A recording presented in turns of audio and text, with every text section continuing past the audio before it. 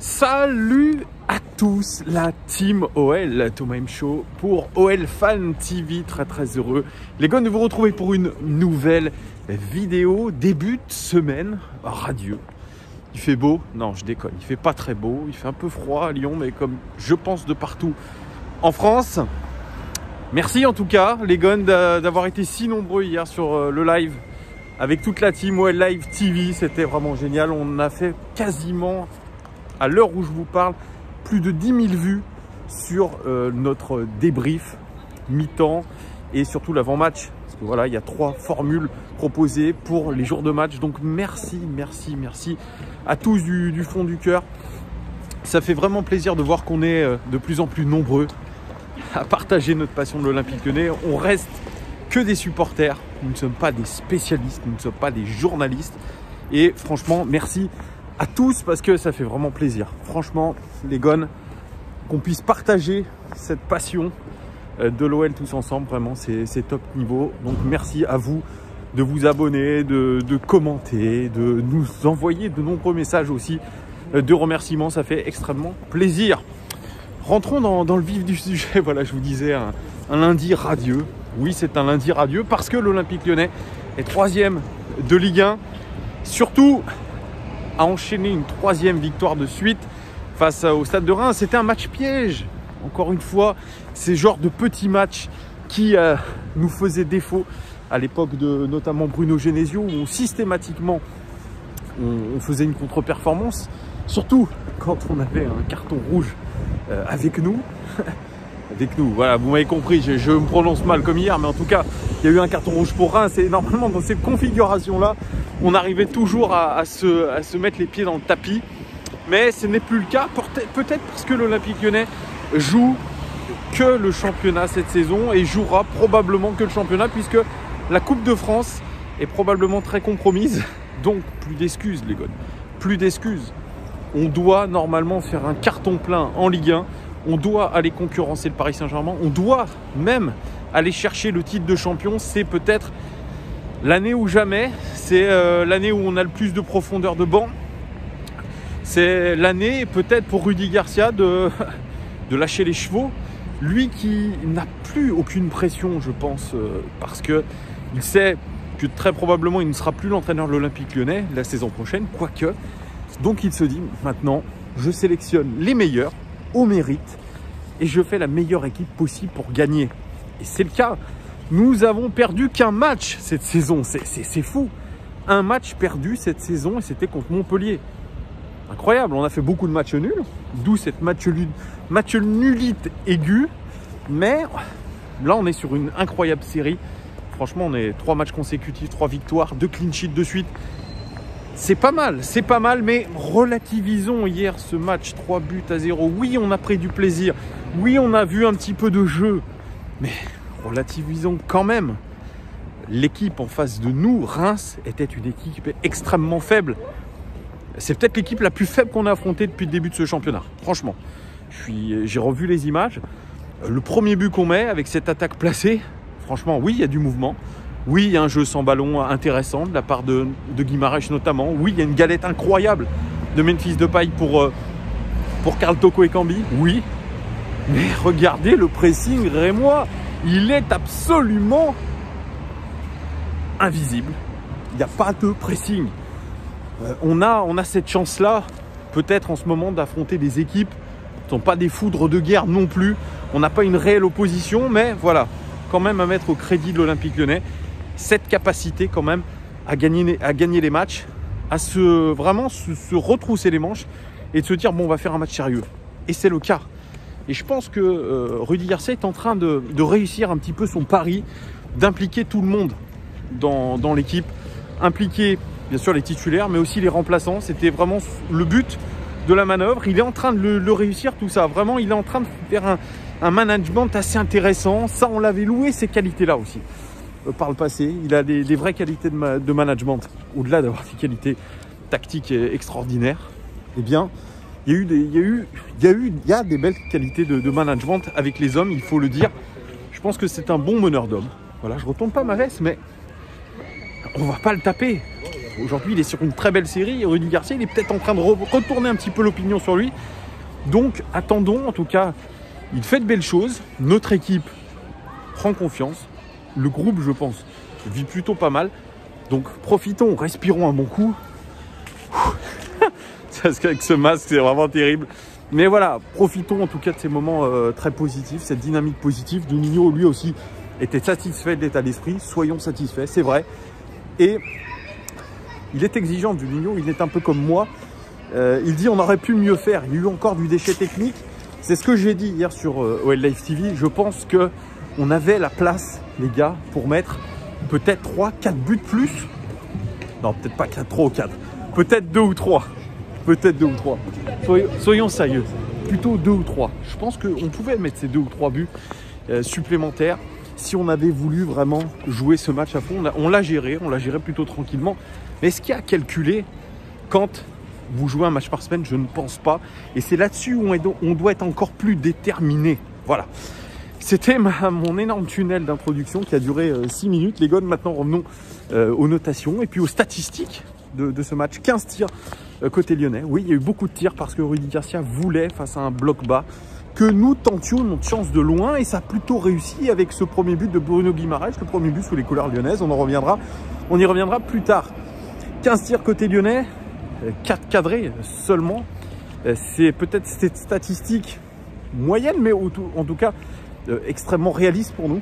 9 tirs côté rémois, 2 cadrés seulement pour eux. 64% de possession pour l'Olympique Lyonnais, 36% pour les Rémois. On a dominé très clairement. 8 dribbles réussis pour l'OL, 9 dribbles pour les Rémois. 12 duels aériens gagnés pour l'Olympique Lyonnais, 5 seulement pour les Rémois. Là aussi, nous avons performé. 17 duels, 17 tacles gagnés pour l'Olympique Lyonnais, 20 tacles côté Rémois. Ils ont essayé de défendre valeureusement. Ils avaient un joueur de moins pendant une bonne partie du match. Donc il a fallu effectivement qu'ils défendent. Ça s'est mal passé pour eux malheureusement. Au niveau des expected goals, là on pouvait se dire waouh, on a eu des occasions, et maintenant 1,97 expected goals. On aurait dû marquer 2 buts, on en a marqué 3, on est en légère surperformance. Mais je dirais plutôt qu'on a été réaliste par rapport à la qualité de nos occasions. Ça se voit au nombre de tirs cadrés. Donc correct. Les Rémois, eux, c'est 0,33. Vous voyez, ils n'ont pas vraiment été dangereux. C'est le moins qu'on puisse dire. Il y a cette frappe écrasée de Mathieu Cafaro qui part à la limite du hors-jeu. Mais je crois que c'est quasiment tout pour les Rémois. Alors, j'aimerais qu'on revienne quand même sur les statistiques avancées globales de l'Olympique Lyonnais. Alors, en termes d'expected goals, on est à 28. On aurait dû marquer 28 buts depuis le début du championnat. On est deuxième attaque en expected goals. On en a marqué 21. Regardez ce différentiel de plus 7. C'est assez hallucinant. C'est surtout lié à notre première partie de saison où on a eu énormément d'occasions et on n'a pas marqué. Mais c'est incroyable ce pouvoir quand même offensif. Juste deuxième derrière le Paris Saint-Germain. Au niveau des expected points, les points attendus, on devrait être premier du championnat, les gars. Quand même. Ce sont des belles statistiques. Au niveau des expected goals encaissés, 10 expected goals encaissés pour l'OL. On aurait dû en encaisser 10. On est plutôt réaliste par rapport à la qualité de par rapport à la qualité des occasions concédées. Nous sommes 3e en termes d'expected goals concédés en Ligue 1. C'est plutôt pas mal. Donc vous voyez, Rudy Garcia, il jouit quand même de certaines statistiques avancées très bonnes. Et c'est là où vraiment on ne peut pas blâmer cet Olympique Lyonnais, puisque franchement, eh bien, les stats sont plutôt très bonnes. Donc voilà. Alors hier, en termes d'animation, c'est un 4-3-3. Voilà, avec retour de Maxwell Cornet dans le 11 de départ. Léo Dubois titularisé à droite. Et puis c'était une équipe classique avec un milieu à 3, 100% brésilien, Paqueta, Guimaraes et Thiago Mendes. De 4-3-3 sur le terrain et selon la position moyenne des joueurs, ça n'a pas bougé. Les joueurs ont été extrêmement disciplinés. C'était exactement le même 4-3-3 selon la position moyenne des joueurs. J'ai failli me faire découper, mais ça va arriver un jour. Il faut que je fasse très attention. Les gars, je vous le dis à chaque fois dans mes vidéos. Donc je vous ai dit 3 victoires de suite. Et surtout, Satisfaction pour Rudy Garcia qui disait on a marqué sur 3 attaques placées. Oui, on a marqué sur 3 attaques placées. Il faut aussi le signaler. Alors on passe directement à la notation des joueurs. Anto Lopez, il n'a pas eu grand chose à faire. Le décrier Anto Lopez, il n'a pas eu grand chose à faire dans ce match-là. Quasiment rien. Si ce n'est peut-être à récupérer un ballon dans les airs. Je crois qu'il a touché le poteau, peut-être à un moment donné. Mais voilà, il a pas eu grand chose à faire. C'était une après-midi plutôt tranquille pour lui. Donc je lui mets la note de 6 sur 10 à Anto Lopez, qui a rien eu à faire Denayer, la charnière centrale type, en tout cas ce triangle, comme l'a appelé Rudy Garcia, le triangle Lopez, Denayer, Marcelo. Denayer, alors ça a été peut-être le défenseur central qui était le moins en vue des deux, et encore par rapport aux stats avancées qui sont plutôt pas mal. Enfin, plutôt pas mal. Un tacle réussi, une interception, un dégagement. Bon, c'est correct, mais il n'a pas eu non plus énormément de boulot à faire. Par contre, c'est celui qui a fait le plus de passes Denayer, et c'est celui qui était le plus central. Ça fait le 2e match de suite où il est le plus central dans le jeu de l'équipe. Donc ça, c'est intéressant parce que ça veut dire que notre jeu de relance de l'arrière est plutôt bon et qu'il passe surtout par Denayer. Donc je lui mets voilà, une note correcte, 6 sur 10 aussi, un petit peu plus que la moyenne. Voilà, Marcelo, 3 dégagements, et puis c'est tout dans les statistiques notables pour un Marcelo qui a défendu la surface de réparation quand il a fallu le faire. Au niveau, Marcelo, mais voilà, pas eu grand chose à faire non plus. Je lui mets aussi 6 sur 10. Léo Dubois, titularisé à droite, il y en a qui trouvent que c'est une véritable hérésie. Écoutez, oui et non sur ce match-là. Bon, il n'est pas incroyable, mais bon, il fait le job. On va dire, il fait le job. Une interception, un dégagement, 2 passes clés quand même. Pour lui, c'est le record côté lyonnais dans ce match. 2 centres réussis sur 4. On a noté en première mi-temps ce centre absolument apocalyptique. Ça aussi, il va falloir qu'il se concentre un petit peu plus, Léo Dubois, parce qu'il a cette qualité-là. Il doit absolument la retrouver. C'est celui qui a effectué le plus de passes dans les zones dangereuses du terrain. C'est à noter. Aussi, Léo Dubois, je lui mets la note de 6 sur 10. Maxwell Cornet, 2 tacles réussis, une interception, un dégagement, une passe clé. Pour un match très moyen, très moyen. Il a été même moins en vue que Léo Dubois. Il a surtout pris un carton jaune bête où il prend le ballon, il prend un grand pont, il touche le ballon de la main. C'est pas un grand match pour Maxwell Cornet qui revenait de blessure. Pas un grand match pour lui. Je lui mets juste la moyenne à notre ami Max Cornet. 5 sur 10 pour lui. Thiago Mendes, pas extrêmement rayonnant en première mi-temps, beaucoup mieux en seconde mi-temps. Notre regista, meneur de jeu de l'arrière, quarterback, quoi que certains en disent, c'est un regista, c'est un meneur de jeu de l'arrière. C'est une pointe basse capable d'envoyer des flèches à droite et à gauche et de récupérer le ballon quand il le faut. 3 tacles réussis, 2 interceptions, record côté lyonnais dans ce match. Un match encore une fois très sérieux pour un Thiago Mendes qui s'installe dans ce rôle de sentinelle. Je lui mets la note globale de 6 sur 10. Ça va pas très haut les gones, je suis d'accord, mais j'essaye d'être un petit peu tempéré. Vous savez, vous me connaissez, c'est soit trop haut, trop bas. Bon, vous me direz si vous êtes d'accord avec mes notations. Paqueta, 5 tacles réussis pour lui, record côté lyonnais dans ce match. 6 fautes, c'est le record côté lyonnais dans ce match aussi. Beaucoup de fautes de la part de Paqueta. Ça montre son activité, son envie de bien défendre. Par contre, c'est peut-être un rôle qu'il n'avait pas l'habitude d'avoir et donc malheureusement il fait des fautes. Il fait des fautes, mais ça prouve aussi son engagement. 2 ballons longs réussis sur 5, il doit faire mieux et c'est celui qui a reçu le plus de passes dans les zones dangereuses du terrain. Donc c'est un joueur qui est aussi capable de se projeter vers l'avant. C'est pas un milieu box-to-box comme on appelle en Angleterre qui est capable de défendre, qui est capable d'attaquer. Je pense que c'est un garçon qui reste avec en tête cette idée de se projeter dans la surface de réparation, de proposer des solutions. Et franchement, je suis très encouragé et encourageant avec lui parce que je sais qu'il va monter en puissance. Il est en train d'acquérir peut-être des choses qu'il n'avait pas avant. Ce rôle un petit peu de relayeur, de meneur de jeu par moment, eh bien, il est en train de gagner en skills, en compétences. Et donc, son match est plutôt très intéressant. Je lui mets la note de 7 sur 10.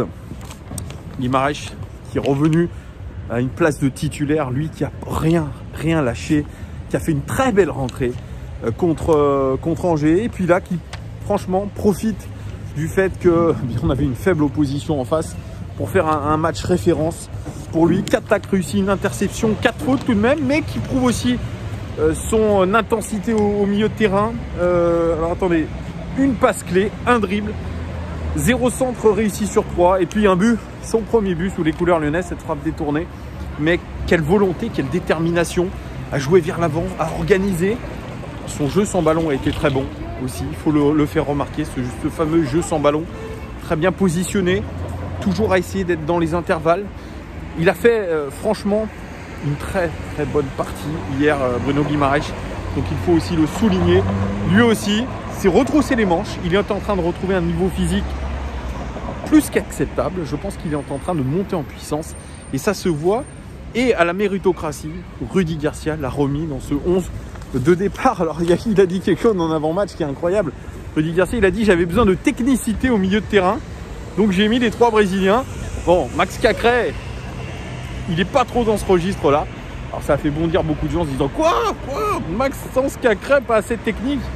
Mais bon, il a quand même mis sur le terrain un beau milieu de terrain à 3 quand même, notre ami Rudy Garcia. Donc voilà, Guimaraes, c'est un 7 sur 10 aussi, voire un 7,5 avec son but, son premier but sous les couleurs lyonnaises. Il avait pour consigne de frapper, on sait qu'il a une belle frappe de loin.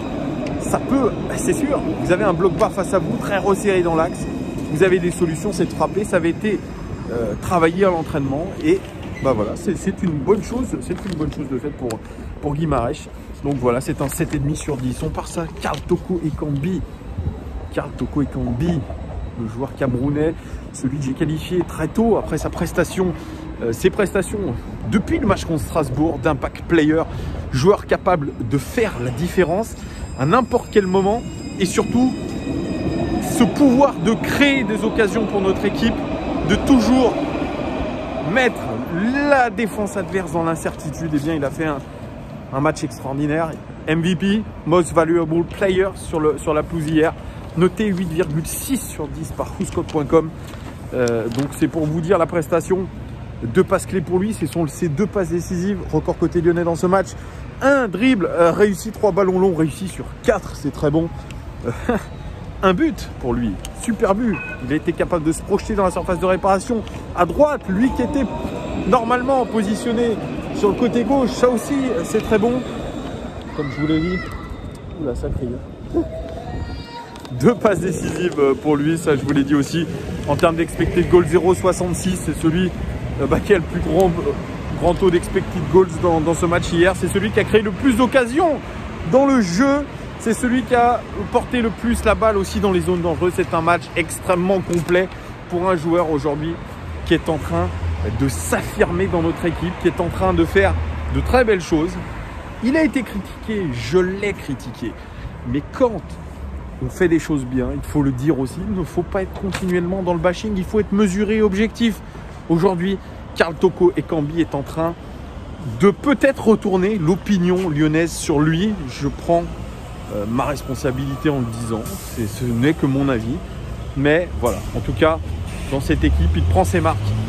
Il se sent en confiance, il sent que le coach a confiance en lui, que ses coéquipiers aussi ont confiance en lui. Donc, la mayonnaise est en train de prendre très clairement. Karl Toko Ekambi, c'est un 8, un 8,5 même, 8,5 sur 10. Kadewere aussi, lui qui surfe aussi sur une belle vague, titularisé une nouvelle fois. Un tac réussi, un dégagement, 3 dribbles réussis, record côté lyonnais dans ce match pour un Kadewere qui n'a pas été autant en réussite que Karl Toko Ekambi, mais qui a quand même abattu un certain travail défensif, moins en vue que les rencontres précédentes. D'ailleurs, il est sorti dans ce match-là, donc je lui mets la note de 5 sur 10. Memphis Depay, 2 passes clés pour lui, une passe décisive surtout, incroyable, une galette. Pour un Memphis que j'ai senti quand même un petit peu brouillon. C'est un petit peu mon ressenti.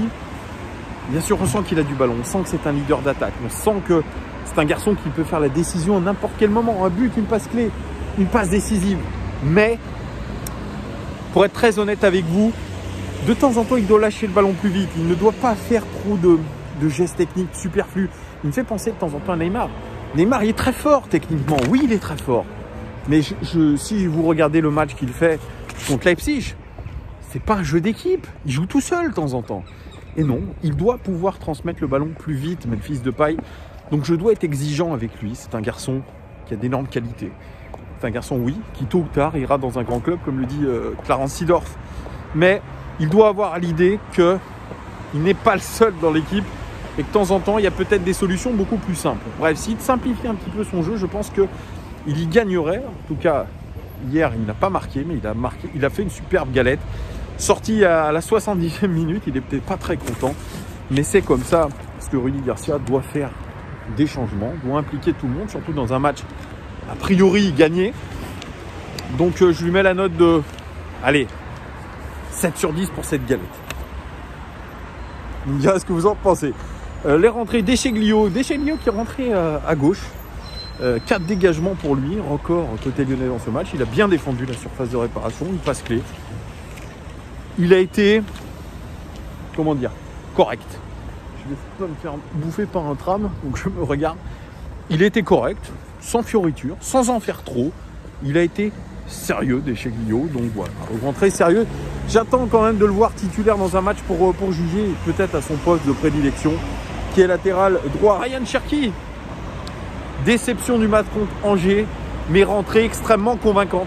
Franchement, dans la détermination, dans le rythme, dans l'envie, il était là, Ryan Cherki, une interception, une passe clé, un dribble réussi.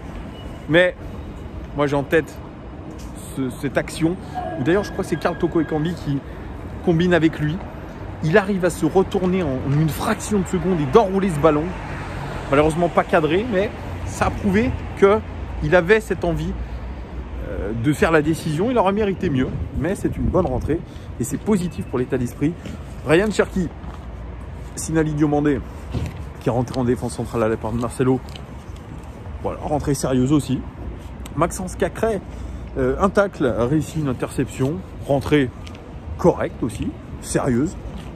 Et puis Dembélé, Dembélé qui était à la recherche de son premier but. Il l'a marqué, c'est un très joli but, ce piqué au-dessus du gardien. Dembélé, pareil, concentré, qui, je pense, grâce à ce but, va se débloquer dans sa tête. Est-ce que c'est assez pour regagner une place de titulaire? Je ne le pense pas. Mais voilà, c'est important ce but-là. Il est important pour sa confiance. Tous les joueurs sont venus le féliciter, même Anthony Lopez. Donc ça montre que l'esprit de groupe est extrêmement présent et que la concurrence a l'air de bien se passer. En tout cas, elle ne peut que bien se passer quand l'équipe gagne. Donc c'est plutôt ça qui est à retenir aujourd'hui. Alors bien sûr, hier on parlait de dire que les remplaçants allaient probablement jouer la Coupe de France. Ça ne sera pas le cas puisque la Coupe de France va être tout simplement annulée cette saison en raison du Covid. Donc les places seront très chères et je pense qu'on va avoir lieu à des changements comme ça, assez réguliers vers la 70e minute de jeu si ça se passe bien. En tout cas, le mérite de Rudy Garcia, c'est d'impliquer tout le monde et de le faire d'une manière très bien et surtout de très bien gérer les temps de jeu de chacun. Donc oui, il y a beaucoup de choses positives pour cet Olympique Lyonnais et surtout ça fait tellement plaisir de ne pas être énervé. Désolé pour le bruit. De ne pas être énervé les gars après un match de l'Olympique Lyonnais. Donc voilà, on est positif. On se dit que le match contre Metz qui aura lieu dimanche prochain à 21h eh bien, sera positif dans la préparation. Donc voilà, moi en tout cas je suis extrêmement confiant. On n'aura pas beaucoup de matchs cette saison, mais en tout cas les matchs que nous aurons à jouer, j'espère qu'on y prendra du goût et du plaisir et qu'on continuera à être dans la victoire. Voilà les gones pour mon petit débrief de match. J'ai été un petit peu long, mais j'espère qu'il vous a plu. Dites-moi si vous êtes d'accord avec mes notations. Dites-moi si vous avez vu autant que les mêmes choses que moi. C'est ma réaction toujours à froid. Parce qu'il y a à chaud avec OL Live TV, puis il y a à froid. Là, c'est l'autoroute, hein, c'est vraiment là. Je vous dis toujours la même chose, je fais toujours le même trajet. Vous avez remarqué, chaque fois que je vous fais une vidéo, et voilà, vous voyez un petit peu de paysage. Par contre, je fais très attention là où je marche. Voilà les gones, rendez-vous normalement avec OL Live TV jeudi 3 décembre à partir de 20h avec Margot Dumont, journaliste beIN Sport. Je pense que ça va être encore un très bon moment. Il ne me reste plus qu'à vous souhaiter un très bon début de semaine pour ceux qui adorent un petit peu le paysage lyonnais avec l'hôtel Dieu derrière. Hop. Voilà, ça c'est Lyon, ça. Ça, on adore Lyon. J'adore Lyon pour ça. Voilà. C'est beau Lyon aussi. Les gars, merci en tout cas d'être de plus en plus fidèles à cette chaîne. Merci à tous les nouveaux abonnés. Like, abonnement, partagez. Vous connaissez la musique. À très bientôt les gars. Allez l'OL, ciao.